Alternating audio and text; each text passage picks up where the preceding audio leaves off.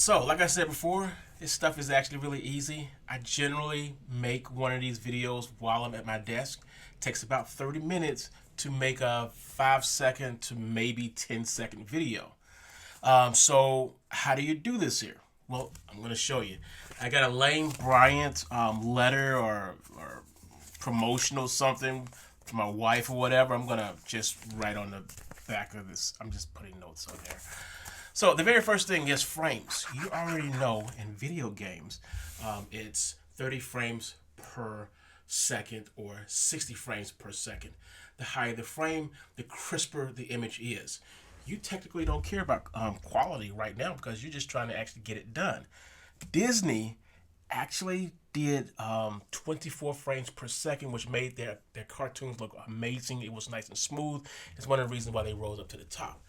But you can actually get the exact same effect, a similar effect, with 10 to 15, shots per second or frames per second. So let me illustrate it real quick. So I have my hand out here. This is going to be a photo. And that's all you're doing. You're just going to take a photo. 1, 2, 3, 4, 5, 6, 7, 8, 9. 9 to maybe 15 shots is all you need to do this expression here. Will it look beautiful? It won't look beautiful. It'll look good. Especially since most people are looking at stuff on their cell phone, it's not going to matter that much.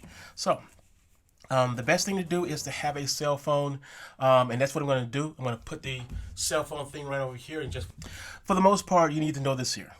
You need to make sure that whatever you're using, cell phone, iPad, digital camera, just make sure it has a lock so that you can lock in on the feature of the person or your object or your car. I don't have any cars. Or your cars. Whatever you do, make sure you can focus and lock in on that so you can have the same consistent lighting, background, and everything so it'll look smooth as possible. Because all you're doing from here all the way down to here, you want to put as many frames in there as possible. The more you put in, the crisper and cleaner it's going to look. Now, the next thing is going to be try to use an app if you can. Some default apps don't work that well. I know the Apple software or camera is okay. It works most of the time, 99% of the time, but sometimes it because I have a Pro, it switches lenses, and I have never turned my auto switch off, and it's kind of annoying because it'll go out of focus to go to the macro lens to the regular lens. It's wacky. Lighting, you always see me do a lot of stuff in the office because it's good lighting all the time because it's under fluorescent lights. I also have a couple of overhead lights I can flip on real quick.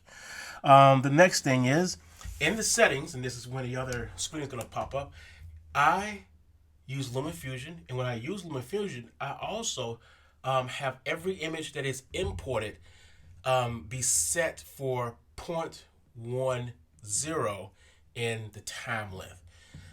Using an even number like that makes it a little bit easier because when we upload those images, we will have the ability, we meaning you and I, will have the ability to make the video shorter, smaller, whatever we need by altering the speed.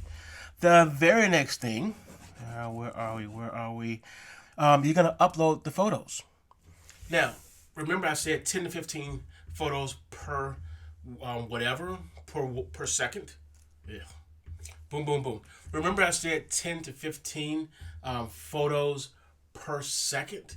Well, it's going to be 60 to 100 to 200 photos that you're going to have to upload. And that's one of the reasons why I just do the whole thing on my iPhone instead of taking it over to the iPad.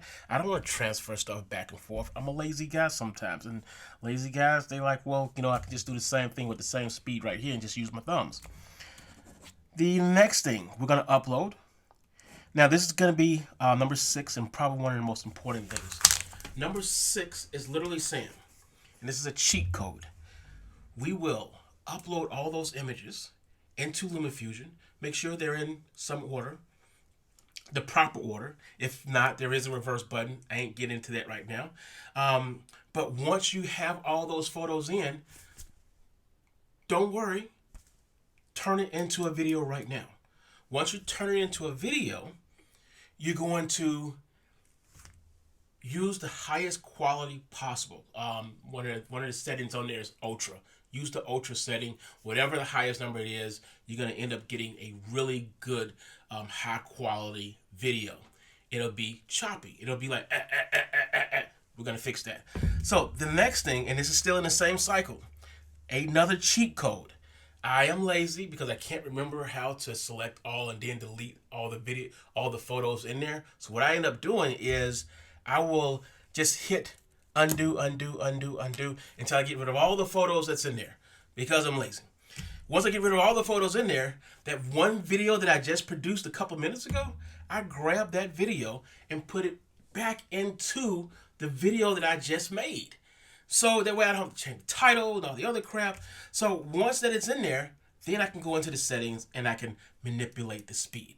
I can make the speed faster. I can make the speed slower. I can do anything I want with the speed. But just try to make it look as realistic as possible because you want it to look smooth. And there are some situations in most of the videos that I've done, you will see me chop off one piece because when I did the donuts, when that Proto Z did the donuts, he actually moved around a lot faster. And then when the police came in, they actually came in at a slower speed because I needed you to see, hey, those are the police coming to get that guy. So the next thing you're going to do, because you've already adjusted speed, is you're going to add sound. And I think the best way to add sound is to make your own sound. You can't take somebody else's stuff. This is a quick copyright class too. Even if you own the CD, doesn't mean that you can use the music. What you are better off doing is bringing a silent edited video to TikTok or to YouTube Shorts or whatever and taking the music that they have. Get that music, use it, clip it if you have to, stay within their parameters and edit that. Well, send that out. And that's the reason you heard the Benny Hill music in the Proto Z video, is because I wanted that Benny Hill sound, but I don't have to worry about copyright infringements. If you know the song Arrested Development made called Tennessee, yeah, they had to pay Prince $100,000 for that. One word, Tennessee. So that's your copyright class right there.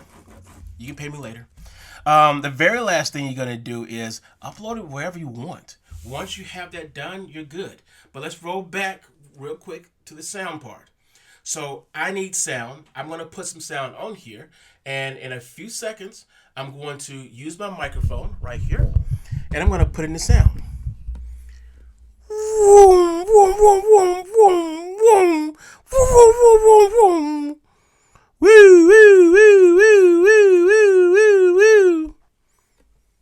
That's it.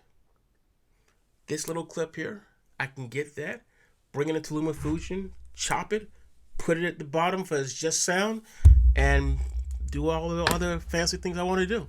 I did that in less than 10 minutes. I think I can show you the finished product right now.